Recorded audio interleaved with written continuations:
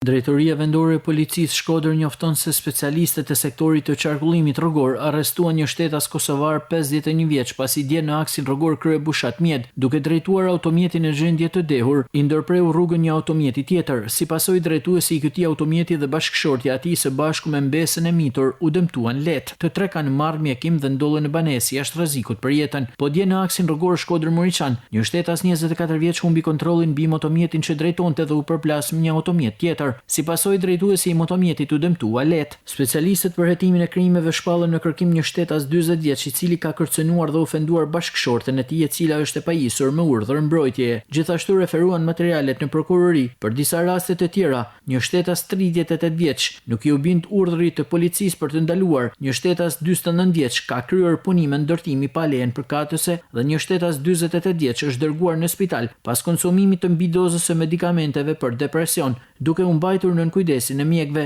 Me datë 5/4/2026 në fshatin Barzoll Vau Ideës, për shkak të linjës elektrike të amortizuar të fshatit, ka rënë zjarr në një zonë mali të shpullzuar, ku dogjen barishte, shkurrë dhe ferra. Materialet procedurale ju referohen prokurisë pranë gjykatës së shkallës së parë të jurisdiksionit të përgjithshëm Shkodër për veprime të mëtejshme.